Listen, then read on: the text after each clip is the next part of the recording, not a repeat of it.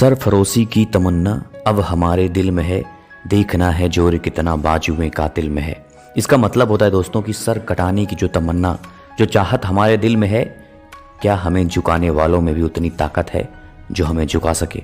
आज भारत के राष्ट्रपुत्र शहीद आजम भगत सिंह की कहानी, उनकी कहानी किसी फिल्मी से कम नहीं है। हालांकि उस पर कई सारी फिल्में भी बन चुकी हैं, लेकिन आज मैं आपको कम समय में उनकी पूरी कहानी बताने वाला हूँ। ये कहानी आपके दिलों में आग लगा देगी। शुरुआत करेंगे उनके जन्म से। सरदार भगत सिंह का जन्म 27 सितंबर 1907 को बावली नामक गांव के लायलपुर जिले, जो कि अब पंजाब पाकिस्तान में स्थित है, वहां पर हुआ था। और उनकी माता का नाम विद्यावती और उनके पिता का नाम किशन सिंह था। उनका जन्म एक सिख परिवार में हुआ था। भगत सिंह का परिवार स्वतंत्रता संग्राम में सक्रिय रूप से जुड़ा हुआ था। उनके पिता किशन सिंह और चाचा अजीत सिंह गदर पार्टी के सदस्य थे। परिवार के माहौल का भगत सिंह पर बहुत बड़ा असर पड़ा। उनकी नसों में देशभक्त की भावना कूट कूट कर भर गई थी। उनकी बचपन की एक कहानी है, जब उनके पिता आम लगा रहे थे और उनसे पूछा कि ये क्या कर रहे हैं आप, तो उन्होंने कहा कि ये आम हम लगा रहे हैं और ये बड़ा होगा तो इसमें बहुत सारे आम का फल होगा। ये देख के भगत सिंह उसके दूसरे ही दिन एक बंदूक अपने खेतों में बो रहे थे। और जब वहाँ उनके पिताजी पहुँचे, उनसे पूछे तो क्या कर रहे हो, तो उन्होंने बोला कि जैसे आप आम बो रहे हैं उसमें आम लगेगा, उसी तरह से मैं बंदूक बो रहा हूँ और इसमें बंदूक लगेगा, ताकि मैं अंग्रेजों को भारत से भगा सकूँ। अगर बात करें उनकी शिक्षा की, तो डीएवी विद्यालय जो कि लाहौर में स्थित है, वहाँ पर पढ़ते थे। और 1916 मात्र 9 वर्ष की आयु में उनकी पहचान जाने माने राजनेता लाला लाजपत राय और रास बिहारी से हो चुकी थी। उस समय पंजाब राजनीतिक रूप से काफी उत्तेजित हुआ करता था। बात है 13 अप्रैल 1919, जब भगत सिंह मात्र 12 वर्ष के थे। उस समय जलियांवाला बाग हत्याकांड हो जाता है। उस हत्याकांड में लोग अपनी जान बचाकर कुआं में कूद गए थे, लेकिन अंग्रेजों ने कुएं के अंदर भी गोलियां चलवा दी थी। और हत्याकांड के दूसरे दिन भगत सिंह जलियांवाला बाग जाते हैं और वहां से कुछ मिट्टी, जो कि खून से भरी मिट्टी थी, उसको एक बोतल में निशानी के तौर पर रख लेते हैं। और इस हत्याकांड ने उनके अंग्रेजों को भारत से निकाल फेंकने के संकल्प को और पक्का कर दिया था। फिर समय बीतता है उसके 2 साल बाद, जब उनकी उम्र मात्र 14 वर्ष थी। 1921 में महात्मा गांधी ने ब्रिटिश शासन के खिलाफ असहयोग आंदोलन का आह्वान कर दिया। और ये देखते हुए भगत सिंह खुशी से झूम रहे थे, क्योंकि असहयोग आंदोलन भारत में काफ़ी अच्छे से सफल हो रहा था। लेकिन उसके मात्र 1 वर्ष बाद 1922 में चौरा चौरी कांड, जो कि गोरखपुर में हो जाता है। आंदोलनकारियों ने असहयोग आंदोलन के ही रास्ते पर चलते हुए वहाँ पे अंग्रेजी शराब की दुकान और कपड़ों की दुकान को हटाने के लिए आंदोलन कर रहे थे, और पुलिस वालों ने उन पर गोलियां चला दी और 4-5 प्रदर्शनकारियों की मृत्यु हो जाती है। लेकिन पुलिस की गोली जब खत्म हो जाती है तो उग्र प्रदर्शनकारी थाने में घुसकर पूरे थाने को ही जला देते हैं, जिसमें 17 से 18 पुलिसकर्मी की मृत्यु हो जाती है। ये देखते हुए गांधी जी असहयोग आंदोलन को वापस करने का फैसला कर लिया। ये देख के भगत सिंह बहुत ही निराश हुए। अहिंसा से उनका विश्वास कमजोर हो गया और वह इस निष्कर्ष पर पहुंचे कि सशस्त्र क्रांति ही स्वतंत्रता दिलाने का एकमात्र उपयोगी रास्ता है। उन्होंने जुलूसों में भाग लेना प्रारंभ किया तथा क्रांतिकारी दलों के सदस्य बनते चले गए। अपनी पढ़ाई जारी रखने के लिए भगत सिंह ने लाहौर में लाला लाजपत राय द्वारा स्थापित राष्ट्रीय विद्यालय में प्रवेश ले लिया। यह विद्यालय क्रांतिकारी गतिविधियों का केंद्र था और यहाँ पर वह भगवती चरण वर्मा, सुखदेव और दूसरे क्रांतिकारियों के संपर्क में भी आ गए। फिर समय आता है 1925, जब क्रांतिकारियों ने अंग्रेजों से लड़ने के लिए धन इकट्ठा करने के लिए काकोरी कांड को अंजाम दिया था। और इस काकोरी कांड में अंग्रेजों द्वारा जा रही पूरी ट्रेन को ही लूट लिया गया था और सफलतापूर्वक इस कांड को अंजाम दिया था। लेकिन इसमें कई क्रांतिकारी पकड़े गए, जिसमें अशफाक उल्लाह खान, राम प्रसाद बिस्मिल, रोशन सिंह जैसे महान वीरों को फांसी की सजा हो गई। बाकी अन्य को आजीवन कारावास भी हो गया। जिसके बाद चंद्रशेखर आजाद काफ़ी दुखी हो गए थे। फिर उनकी मुलाकात होती है सरदार भगत सिंह से फिर दोनों ने मिलकर हिंदुस्तान समाजवादी प्रजातंत्र संघ का गठन किया। इसका प्रमुख उद्देश्य था सशस्त्र क्रांति के माध्यम से भारत में गणतंत्र की स्थापना करना। फिर भगत सिंह ने क्या किया कि दशहरा ग्राउंड में बम फेंक दिया और वहां पर पर्ची भी बहुत सारी बांटी लोगों को अपने साथ जुटाने के लिए। लेकिन इस बम कांड के बाद उनकी गिरफ्तारी हुई, जिसके बाद फिर 60,000 रुपए पे इनकी जमानत ली गई। आप सोच सकते हो कि उस समय 60,000 कितना अधिक था, लेकिन फिर भी क्रांतिकारियों ने, जिसमें लाला लाजपत राय प्रमुख थे, सब ने मिलकर धन इकट्ठा किया और भगत सिंह को जेल से फिर आज़ाद करवाया। फिर समय आता है 1928, जब इंग्लैंड से साइमन कमीशन नामक एक आयोग भारत के दौरे पर आया। उसके भारत दौरे का मुख्य उद्देश्य था भारत के लोगों की स्वायत्तता और राजतंत्र में भागीदारी। पर इस आयोग में कोई भी भारतीय सदस्य नहीं था, जिसके कारण लाला लाजपत राय ने साइमन कमीशन का विरोध करने का फैसला लिया और सभी लाहौर में पहुंच गए और वहां पर विरोध प्रदर्शन शुरू कर दिया। साइमन कमीशन वापस जाओ के नारे लगाना शुरू कर दिए, लेकिन उसमें आंदोलनकारियों पर क्रूरतापूर्वक अंग्रेजों ने लाठीचार्ज कर दिया, जिसमें भगत सिंह भी शामिल थे। लेकिन इस लाठीचार्ज में सबसे ज़्यादा जो नुकसान हुआ वो हुआ लाला लाजपत राय को गहरी चोट लग गई। फिर हॉस्पिटल में उनकी मृत्यु भी हो जाती है। इस मृत्यु के बाद सरदार भगत सिंह काफ़ी क्रोधित हो गए और उन्होंने ब्रिटिश अधिकारी स्कॉट को, जो कि मौत का जिम्मेदार वही था, उसको मारने का फैसला कर लिया। मतलब लाला लाजपत राय की मौत का बदला लेने का प्लान चंद्रशेखर आजाद, भगत सिंह जैसे लोगों ने बना लिया। फिर उसके बाद वो समय भी आता है जब इंग्लैंड से साइमन कमीशन नामक एक आयोग भारत के दौरे पर आया। उसके भारत दौरे का मुख्य उद्देश्य था भारत के लोगों की स्वायत्तता और राजतंत्र में भागीदारी।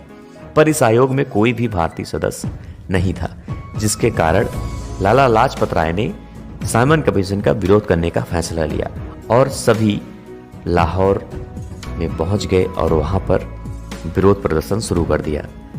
साइमन कमीशन वापस जाओ के नारे लगाना शुरू कर दिए, लेकिन उसमें आंदोलनकारियों पर क्रूरतापूर्वक अंग्रेजों ने लाठीचार्ज कर दिया, जिसमें भगत सिंह भी शामिल थे।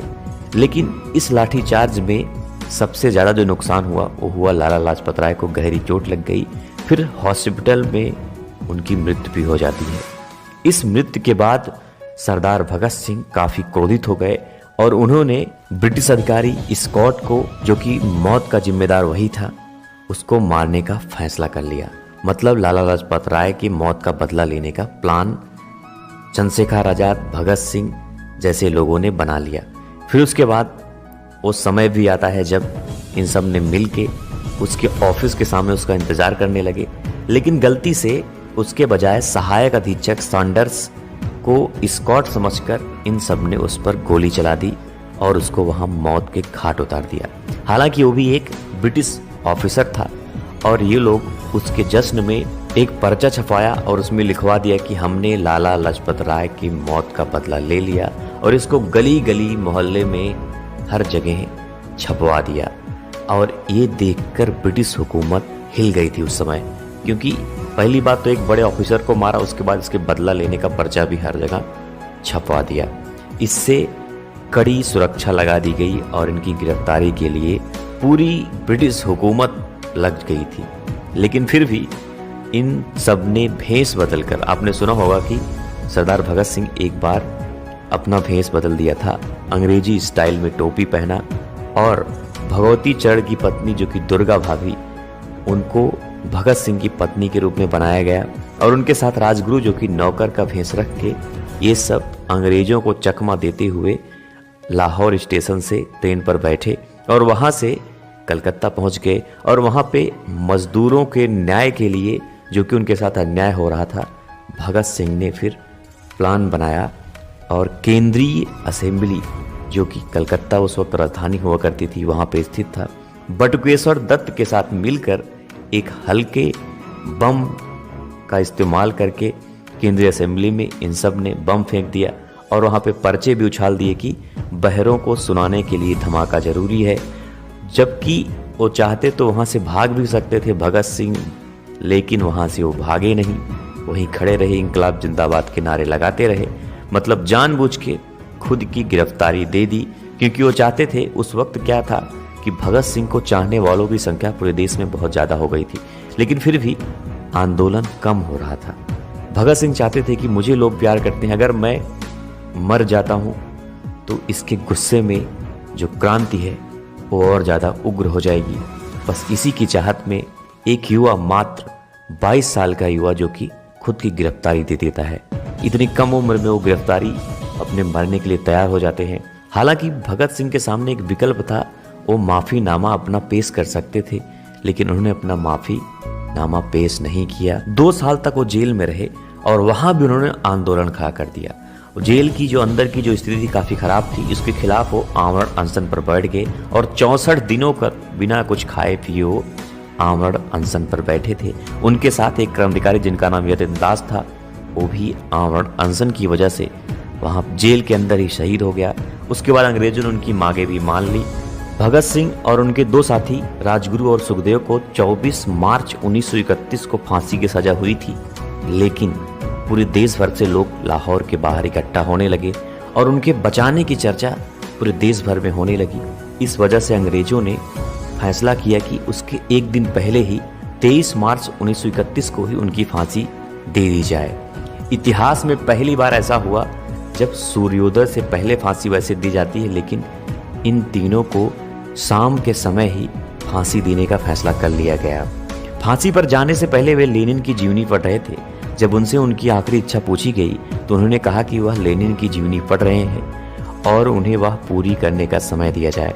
कहा जाता है कि जेल के अधिकारियों ने जब उन्हें यह सूचना दी कि उनके फांसी का वक्त आ गया है, तो उन्होंने कहा था, ठहरिए, पहले एक क्रांतिकारी दूसरे से तो मिल ले। फिर 1 मिनट बाद वह किताब छत की ओर उछाल कर बोले, ठीक है अब चलो। और फांसी पर जाते हुए तीनों क्रांतिकारी एक गाना गा रहे थे जो था, मेरा रंग दे बसंती चोला, आपने सुना होगा। और तीनों हंसते हंसते फांसी तक पहुंचे और तीनों से जब उनकी और आखिरी इच्छा पूछी गई तो तीनों ने एक दूसरे से गले मिलने का इच्छा जताई और उनसे ये इच्छा पूरी की गई। तीनों ने गले मिले और हंसते हंसते उन तीनों ने फांसी के फंदे को चूमा और हंसते हंसते अपने गले में उन फांसी के फंदों को डाल लिया। दोस्तों, सरदार भगत सिंह बहुत ही इंटेलिजेंट थे। उनको हिंदी, उर्दू, पंजाबी तथा अंग्रेजी के अलावा बंगला भी आती थी। वो जेल के अंदर ही 3000 से अधिक पन्ने लिख डाले थे और 300 से अधिक किताबें जेल के अंदर ही पढ़ डाली थी। वो गीता भी पढ़ते थे और विवेकानंद की फ़ोटो अपने जेब में लेकर चलते थे, जबकि वो खुद को नास्तिक भी कहते थे। उन्होंने अंग्रेज सरकार को एक पत्र भी लिखा था जिसमें उन्होंने कहा था कि अंग्रेज सरकार के खिलाफ भारतीयों के युद्ध का प्रतीक एक युद्धबंदी समझा जाए तथा फांसी देने के बजाय उन्हें गोली से उड़ा दिया जाए। भगत सिंह सिर्फ 23 साल की उम्र में इस देश के लिए बलिदान हुए थे और इतनी ही उम्र में उन्होंने कई सारे इतिहास बना दिए। तो ये कहानी थी भारत के राष्ट्रपुत्र और शहीद आजम सरदार भगत सिंह की। अगर आप भी चाहते हो कि सरदार भगत सिंह को आधिकारिक तौर पर राष्ट्रीय शहीद और राष्ट्रपुत्र का दर्जा दिया जाए तो इस वीडियो को लाइक, शेयर और चैनल को सब्सक्राइब जरूर करें। मिलते हैं फिर ऐसी किसी अन्य कहानी के साथ, तब तक के लिए जय हिंद।